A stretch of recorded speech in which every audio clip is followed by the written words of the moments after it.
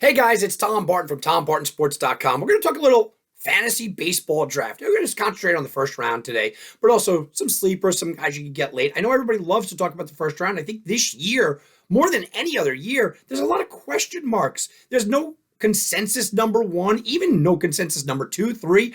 I mean, you could jumble it up, different strategies, lots to talk about today. So that's what we're going to get into.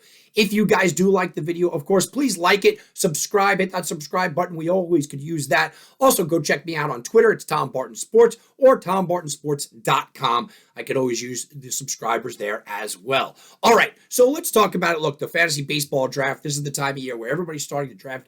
Everybody's getting involved. People are really, just pumped up about baseball at this point. And usually we have a pretty well consensus number one. Over the last couple of years, it started to get dicey. And this year, I think it's all over the road.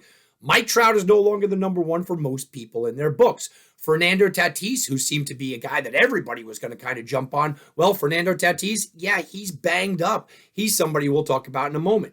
And then you have guys that are injured. You have different philosophies. You have different styles. You have guys that steal, guys that now pitch, guys that might win a triple crown. So this is going to be a lot about your taste and a lot about your flavor of your draft and how this all kind of comes to you. First, let's look at where you're drafting, right? You look at the first 12, and we're going to do first 12.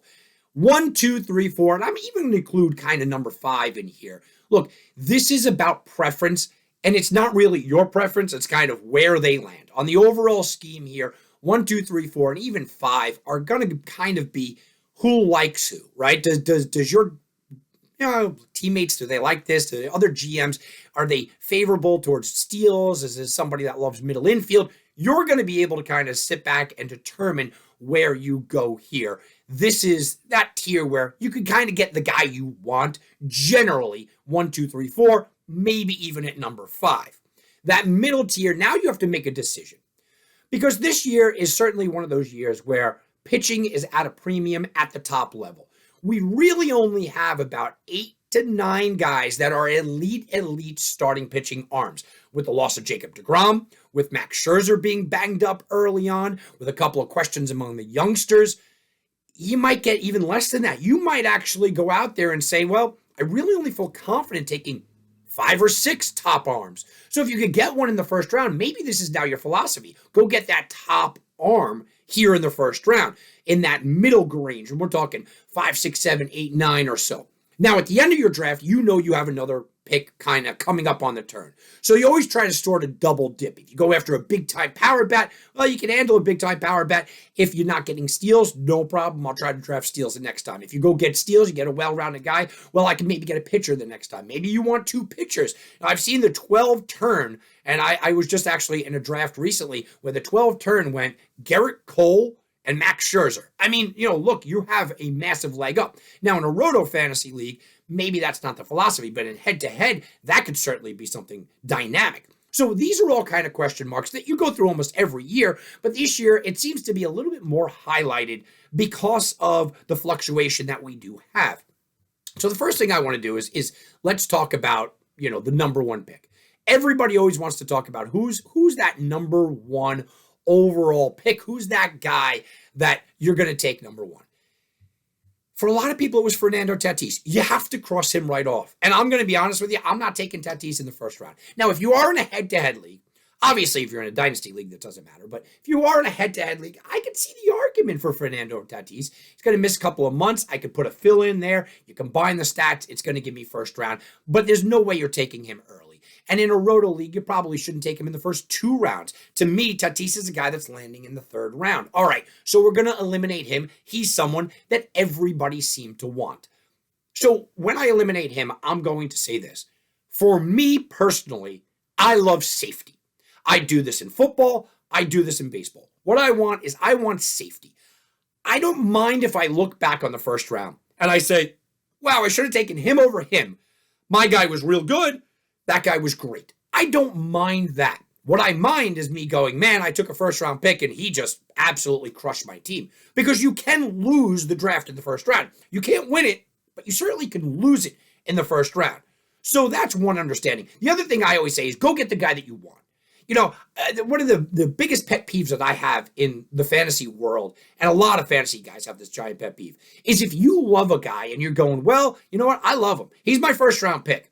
But you get the third pick in the draft and you're going to take him at 6 or 7. And you go, well, now I'm not taking him because, he was going to go 3. Well, you know what? I'm going to take my guy. No. Just take him. So what? You're over-slotting him. But you're over-slotting him by slots, by numbers within the round. You're not over-rounding him. I don't mind if you have a guy ranked 10th, but you really like him, you could take him as far as 2nd. Who cares? It's your first round pick. Make sure you get that safety as opposed to going out there.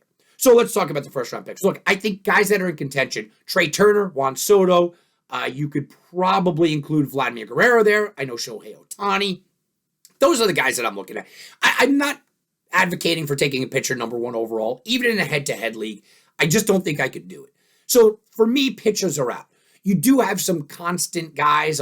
Jose Ramirez, guy with a nice ceiling, like a Bo Bichette is certainly there. Bryce Harper's coming off an MVP. Why isn't he included, Tom? Kyle Tucker looks really good. Sure. And then you have Ronald Acuna. But for me, all these guys are not the number 1 pick. Ronald Acuna, look, he's not the number 1 pick only because I don't expect him to be running that much. I know he's not going to miss that much time because, look, what are we looking at? Spring training has now pushed everything back and the collective bargaining, and now he's going to come back, and you do have a DH, so he's going to DH some more time. If you took Ronald Acuna number 1, I'm okay with it. You know what you're getting from the guy. He is going to be a top first-round pick, okay? I have him in my first round. But he's also somebody that if you remove the stolen bases, what does Ronald Acuna become? And that really is a good question here. Because what is Ronald Acuna without the stolen bases? I think he's a very good player. I think he is a first-round pick. But he's not number 1 overall. And I mean, that's what we're talking about. We are talking about number 1 player overall. I like what he does. And maybe people that are panicking that said, I was going for Fernando Tatis. Maybe this is your secondary guy. Maybe that you go, you know what? He's going to kind of do the same exact thing. In a 5x5 scoring, I understand. You want those steals. You want everything. He's going to come back from the ACL. It sounds good when you're talking about Ronald Acuna coming back. But I haven't really seen him play in an actual game here. Okay, I've watched him in spring training, but that's not an actual game. There's a possibility he could get re-injured. There's a possibility they give him more time off early in the season. And then there's a great possibility that he just won't run like he used to. And I think that is it, guys. He's not going to run like we're used to seeing him run. So could a Ronald Acuna turn around, prove me wrong, hit 290, 300, hit 40 bombs and steal 30 bases? Yeah, he can.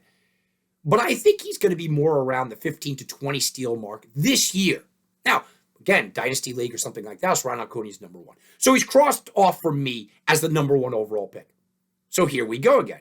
And like I said, I like Bryce Harper. I think he can put up another MVP season, but he's just not that number 1 security blanket. He does get injured a lot. His numbers are very, very good, obviously, formulating for an MVP, but he doesn't run. That is also there. And they're not eye-popping sort of numbers. So we're going down the list, and you go, okay, that leaves Ohtani, Guerrero, Soto, Turner. All right. I'm crossing Shohei Ohtani off the list. I know, call me crazy. I get it. You Angels fans, you guys are going to go, Tom, you're an Ohtani hater. And I'm actually not. I really am a fan of the guy. I love what he does. But there's no way that I could expect Ohtani to continue what he did. And let's be honest, what he did in the first half last year. First of all, his second half numbers were not all that spectacular. I even went out to advocate for a lot of the year that he didn't even deserve the MVP that Vlad did because of what his second half numbers turned into. He is a 260 hitter. We're going to ding guys. Remember, 260 not a bad situation. And you're going to go, Tom, who even uses batting average? Well, 5x5 does still use batting average, but we're going to ding guys for small errors here when we're talking about number 1 overall pick. Well, Ohtani's 260 average can drag your team's batting average down. If he has a slightly worse year, which I expect a little step back, you're talking about a 245 or 250 hitter. Nah, that's a problem. I do not believe that Shohei Ohtani has showed us consistency that can continue to stay healthy. I don't know if he's staying healthy this entire year. Shohei Ohtani is a guy that, for me, has always got to be a little bit of a question mark as far as health concerns are going to go. So there's Ohtani. I also look at his pitching statistics, and that's great. Look, when he pitches, he's fantastic. But I don't expect him to make 30 starts. I'm not even sure if I expect him to make 20 starts going back to the injury situation. Ohtani at number one is probably going to be the flavor of the year. Ohtani at number one can win you a league. Ohtani at number one last year would have won you a league, right? I get all the arguments there, but we're talking about my number one. I don't like the safety net there. I don't like what I've seen in Ohtani in his career as opposed to right now. I also, by the way, we're talking about guys not running. I don't think they're going to continue to let Ohtani run and pitch and bat. No. And in that lineup, that stacked, ridiculous lineup, the way it is, I don't think he's going to run as much anyway. We're looking and we're talking, the Angels kind of announced today that Mike Trout might bat first a little bit. Ohtani might bat first. And whoever isn't, they're going to put number two. I don't know if you're running Ohtani with Trout behind him, right? So these are kind of the situations where I'm just dinging him a little. He's not my number one overall. That leaves Vlad, Turner, and Soto.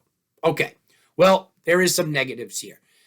Trey Turner, it's hard to find a negative. It really is hard. But health is certainly a negative. This is a guy that when everything goes right, he's 30-30 or more. He could be 35-35. He could win a batting title. He's absolutely fantastic. But there are some things about this Dodger team that you go, wait a minute. They don't need him every single day. They don't need to risk him running the bases. The Dodgers are going to win 100 games in their sleep, right? They also have a stacked lineup. You're going to move him around, give him some time off, give him some rest. I'm not sure how that's going to affect him. He's also only had one healthy season in his career. So a couple of DL stints here and there, that's enough to get you away from the number one overall. I like Trey Turner. I think he's very safe overall. I like the feel of him. And if I landed at the number 3 pick and Trey Turner's there, I'm doing backflips. I'm just not putting him at number one because of the idea that, you know what, Trey Turner at number one, I worry about the injuries. Again, I worry about him running a little bit less. And in that stacked Dodger lineup, if you're in a 5x5 league, what if they have a 15-game lead at the end of the year? What if they have a 12-game lead at the end of the year? Maybe they start sitting down Trey Turner and starting resting him in that September push when you need him most. Things that you have to think about. So that leaves Juan Soto and Vladimir Guerrero Jr. Well, we've only seen Vlad do it 1 year, and Juan Soto also has some warts on him. Warts that he is an injury guy, right? I mean, look, so far it's a young career, but we can only go by what we see. And Juan Soto is just surrounded by, it's devoid of talent. The lineup is just completely devoid of talent around him. So his counting stats probably won't be that much. I look at these two players and I go, I feel like Vlad hit another level. I understand that Vlad hit another level. I don't see that Vlad's going to hit a triple crown again. And his team around him is stacked. So when I'm looking at these two guys, look, neither one of them are going to run. So cross that off, right? So home runs. A lot of people have Vlad a little above him. I think home runs, it's a wash. I think they're both good home run hitters. I'm going to take Vlad away a little bit because he's not in Dunedin this year, which definitely led to some of those home runs. But, okay, I'm going to give them a wash for home runs. Batting average-wise, yeah, Vlad probably has him on batting average, but not by all that much. I can see Juan Soto making a rush at batting average. So Vlad has him a little bit here, okay? And then you go counting stats. Well, the counting stats are a reflection of the team around you. Toronto is a jam-packed team. This team is absolutely stacked. Washington, devoid of talent. So I think RBI opportunities are certainly going to be there for Vlad that may not be there for Juan Soto. When you're talking about runs, certainly going to be there for Vlad, may not be there for Juan Soto. At the end of the year, in a 5x5 league, in a head-to-head league, when you are needing these guys the most, I expect Vlad to be in a 4-way race for at least playoff positioning in that tough, really tough American League East, where Washington should be well out of the tournament, well out of the playoffs. And if Juan Soto is a guy that is carrying the team at the end of the year, well, you know what, Juan? We'll give you a couple days off. No big deal. Don't want to hurt our franchise. I can see that being a problem. So we are nitpicking here. But I'm going to give Vlad number one overall. And I think that it is a pretty good situation to land at the number 5 pick and get any one of these guys. To me, these are the top 5 guys. But one caveat. Look, I'm going to get a lot of hate for this. And it's not that I'm going to get necessarily hate. I'm going to get a lot of pushback here for this. And that is, I love consistency. I love a track record. And I know that I bashed injuries here. I'm not sure I'm not taking Mike Trout at number 1 overall. Look, I think he is on a mission this year. Mike Trout is watching all these young guys kind of steal his spotlight in his prime. And Mike Trout's a nice guy, But don't tell me he doesn't hear the rumors. And even on his own team, is he a secondary player now to Shohei Ohtani? Mike Trout's the best player we've seen in a generation. Mike Trout, before 2020, started to come on a career trajectory where, okay, maybe he's not stealing a lot more bases, but man, he was pounding out those home runs. I have gone out there on Twitter, and you guys can go check it out at Tom Barton Sports, and I said, it wouldn't shock me if Mike Trout hit 50 bombs this year. Wouldn't shock me if Mike Trout was in the race for the MVP, in the race for a triple crown. I think the team around him is devastatingly good. I love the addition of Joe Adell, who I think is very underrated in fantasy circles. By the way, you could grab him for a steal. Rendon is going to come back and have a better year. You do have Ohtani there. I believe in Walsh. So I like everything that they're doing, okay? You look at what Trout has done when he is out there. On-base monster, slugging monster, home runs, everything is going to be there. The problem is Mike Trout doesn't play, okay? And the problem is he is injury prone, and I'm giving the quotation. Here's the thing. Mike Trout, when he is on the field, is as good as anybody. As good as anybody. We know that. And now with a full year off, with a different lineup, I don't expect the dings and dunks. I just don't. I think Trout's in for a healthy season. Call me crazy. And I've said it. I said it last year. I thought that he was going to stay relatively healthy, but I really do think he's going to stay relatively healthy. Can I sit here and give you guys advice that Mike Trout should be taken number one overall? No, I can't. I got to do the right thing. I got to tell you the 5 guys that should go above him. Mike Trout, you should not go number one overall. And more likely, people are going to have him drop down to 9, 10, maybe 11 or 12. I get that. But I'm telling you from a personal standpoint, if Mike Trout is sitting there and I have the number one overall pick, I may take him. And I may be nostalgic. And maybe I'm betting on Mike Trout just to be the nostalgic guy. But it just makes a lot of sense. There's nobody on this list that doesn't have their question marks. Vlad, you question, can he rebound again? Can he do it again? We've only seen it once, right? Remember, 2 years ago, he was ground ball hitting machine. We've only seen it once, and he doesn't have Dunedin with him. Juan Soto, terrible team around him. Trey Turner can't stay healthy. Fernando Tatis is out. Look at Ronald Acuna, certainly not healthy. You go down the list. Shohei Ohtani, well, we watched him break down at the end of last year, and he's never been healthy. So everyone's got problems, and most of them are health problems. Do you want to go with the most legendary player that we've watched in probably 2 decades? Maybe. A lot of people put Bonds up there. I think that he's the best player that I've ever seen. Am I going to let that slip through my fingers for question marks when everybody else has question marks? No, I personally don't think I can, but I can't give you guys advice not to. All right, in that middle pack, let's talk about the hitters in the middle pack before we go back to pitching. Jose Ramirez is an underrated asset. I see Jose Ramirez being drafted 11 or 12. I think you can argue him into the top 5. Third base is a very weak position this year, and he's going to give you 30-plus steals. There's also rumors that Jose Ramirez might be on the trade block. Well, hey, that'll help out because the Guardians, and I did it the right way. I called them the Guardians. The Guardians have a terrible offense. Absolutely horrible offense. They have like the $30 million complete salary. Him and Bieber are the only bright spots on that team. And you look at Ramirez and you go, that's kind of something that I don't love about him. But third base, it's a little bit weaker this year than it has been. I could argue Jose Ramirez there. Same thing with Bo Bichette. Bo Bichette has all the upside in the world, and everybody loves him. But weirdly, shortstop is a little bit deep this year. Maybe you grab a Willie Adames outside the top 5 or 6, and the guy might win an MVP. That is a really deep position.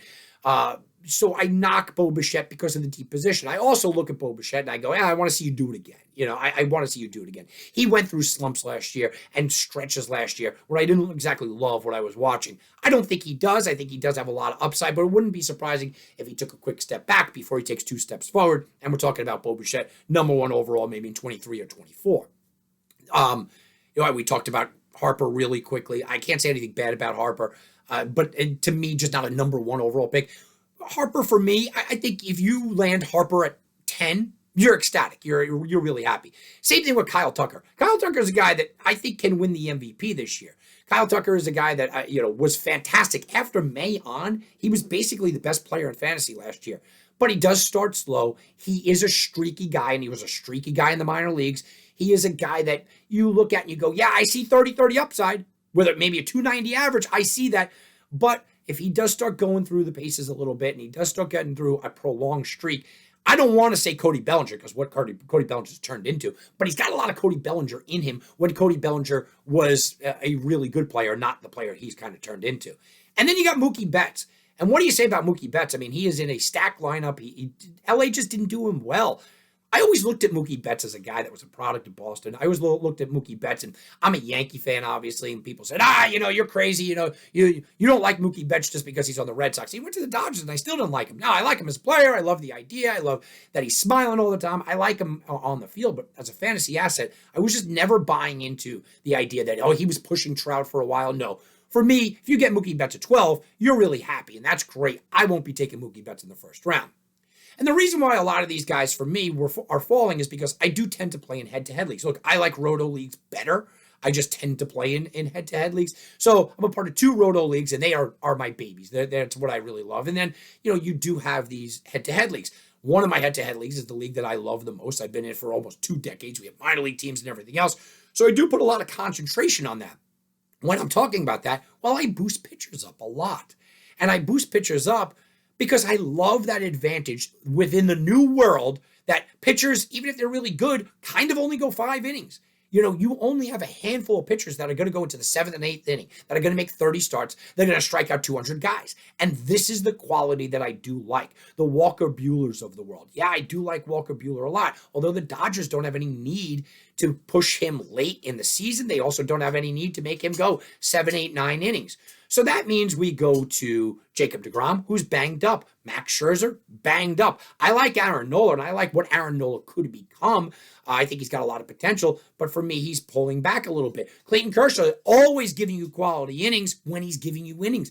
But nobody here can expect more than, 25 starts from Clayton Kershaw, and I think that's an upside. Lance Lynn, he's a workhorse. He's not a first-round draft pick. Neither is Lucas Giolito. Dylan Cease has all the upside in the world. So do the kids from Tampa Bay. But again, not first-round picks, which leads me to basically Garrett Cole and the 2 Milwaukee guys. And you're talking about Woodruff, and by the way, everyone's looking at Burns, and Burns is fantastic. Woodruff got a lot of bad luck last year. I expect Woodruff's numbers to really, really explode this season. So if you want to take Burns or Woodruff, and I think Burns has to get the nod, but if you want to take Burns and Woodruff, and they come out, let's just say you get the 12th pick, and you get 12-1 on the turn, it's a phenomenal situation. But I'm not taking either one of them over Garrett Cole. You can call me a Yankee homer, but I like the track record. I like the consistency.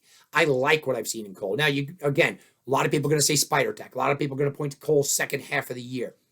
I look at Garrett Cole as a guy that even in a bad year, even in a mediocre year, we'll say, he's getting you 200 plus strikeouts. He's going to have an ERA about 3.5, and he's going to win. He's going to back into 15, 16 games.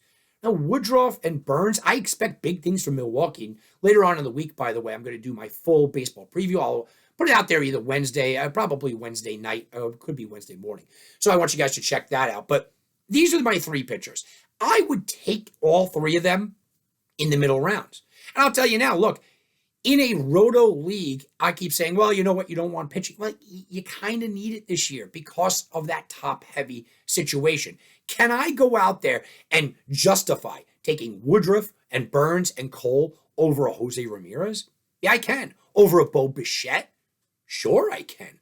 Over a Bryce Harper, of course, Acuna, over a Tucker. Yeah, I can make a very good argument here to say some of them might even sneak into my top 5. They might sneak into my top 3.